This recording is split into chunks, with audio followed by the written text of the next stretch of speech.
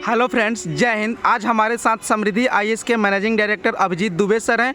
आज सर से जानेंगे हिस्ट्री रिलेटेड जो भी कैंडिडेट को जो होता है बीपीएससी टीचर के लिए और 17वीं बीपीएससी के लिए। सर कुछ बताइए।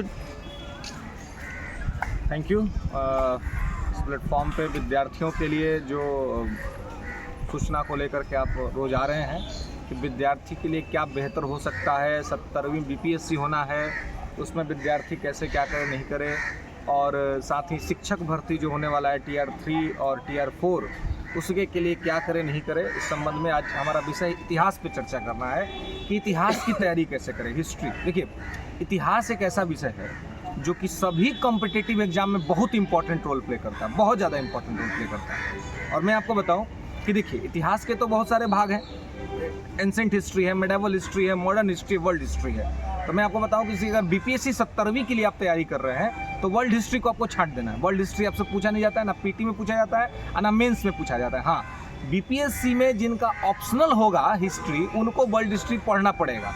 रीज़न ये कि वहाँ पर आपको जो मेंस में ऑप्शनल पेपर है वो क्वालिफाइंग नेचर का हो गया है और ऑब्जेक्टिव में रहेगा तो उसमें वर्ल्ड हिस्ट्री का सवाल रहेगा, लेकिन पीटी और मेंस के लेवल पर वर्ल्ड हिस्ट्री का सवाल नहीं रहेगा। तो पीटी में क्या रहेगा, एंसेंट हिस्ट्री रहेगा, मेडिवल हिस्ट्री रहेगा, मॉडर्न हिस्ट्री रहेगा, यानी कि प्राचीन इतिहास, मध्यकालीन इतिहास और आधुनिक इतिहास। इसमें सर्वाधिक प्रश्न जो पूछे जाते हैं वो पूछे जाते हैं आधुनिक इतिहास से। और ये शिक्षक भर्ती भी जो है, शिक्षक भर्ती में भी आप 1 to 5 में अगर आप हैं जिसमें पीआरटी लेवल पे, तो पीआरटी लेवल पे भी जो आपको क्वेश्चन पूछा जाएगा मॉडर्न हिस्ट्री में, वो क्या पूछा जाएगा, राष्ट्रीय आंदोलन से पूछा जाएगा। तो राष्ट्रीय आंदोलन क्या है, आधुनिक इतिहास का ही हिस्सा है। तो आधुनिक भारत का इतिहास बहुत ज़्यादा इम्पॉर्टेंट रहेगा, बहुत ज़्यादा महत्वपूर्ण रहेगा।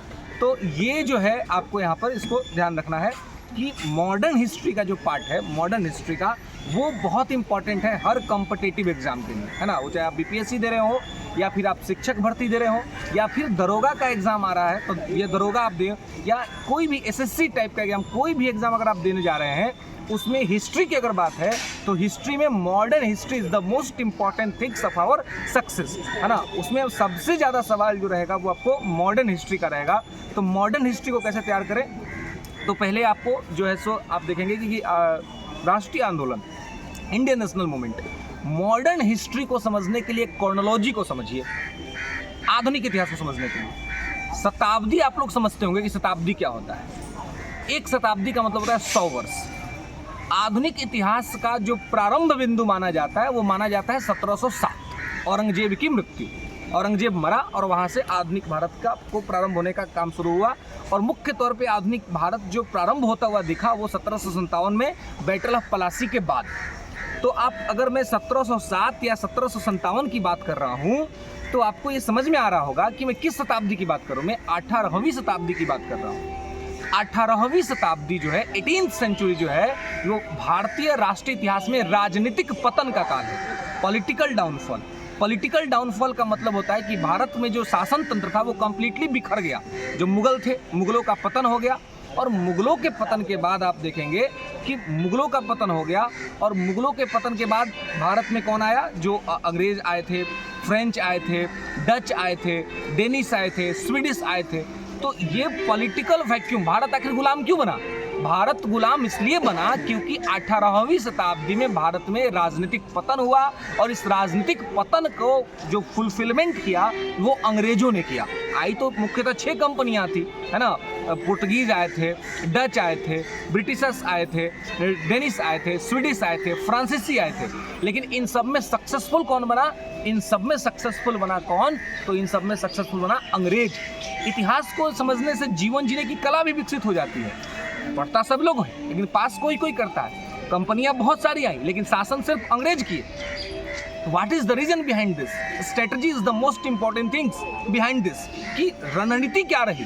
तो आप देखेंगे, मैं आपको विस्तार से बताऊंगा अगले वीडियोस के अंदर में कि अंग्रेज किस तरीके से, आखिर अंग्रेज ही क्यों, ये सवाल तो मन में घुसना चाहिए, घूमना चाहिए और इसका जवाब आपके पास होना चाहिए। अगर आप सिविल सर्विस के विद्यार्थी हैं तो आपके दिमाग में ये बात आना चाहिए कि आखिर अंग्रेज ही भारत में शासन क्यों बने, क्या कारण था इसके पीछे। इस पर मैं अलग से एक वीडियो लेकर के आऊँगा कि आखिर क्यों।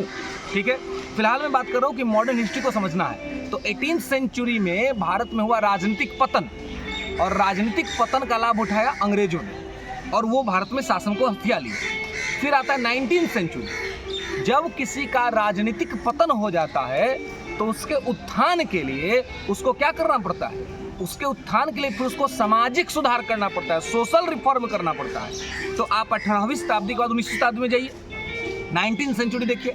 19th सेंचुरी का फेज है 1800 से लेकर के 1899 तक। इस फेज में आप देखेंगे कि 19th सेंचुरी में क्या होता है, सोशल रिफॉर्म होता है भारत में, सामाजिक सुधार होता है, जिसमें राजा राम मोहन राय, ईश्वर चंद्र विद्यासागर, स्वामी दयानंद सरस्वती, महादेव गोविंद रानाडे, स्वामी विवेकानंद, ये सारे केशव चंद्र सेन, ये सारे महत्वपूर्ण लोग हैं जो मिल करके भारत में सोशल रिफॉर्म करते हैं।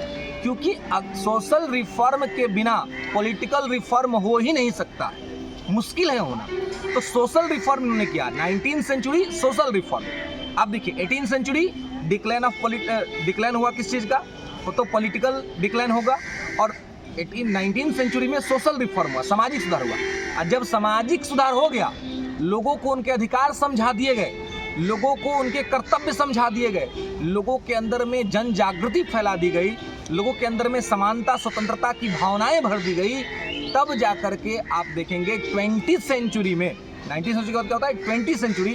तो 20th सेंचुरी में क्या होता है दोस्तों, तो 20th सेंचुरी में होता है क्या, तो 20th सेंचुरी में होता है राजनीतिक सुधार। 18वीं शताब्दी में राजनीतिक पतन हुआ था, तो राजनीतिक पतन के बाद तुरंत आप राजनीतिक सुधार कर ही नहीं सकते हैं, क्योंकि राजनीतिक पतन के बाद राजनीतिक सुधार तभी हो सकता है जब बीच में सामाजिक सुधार हो।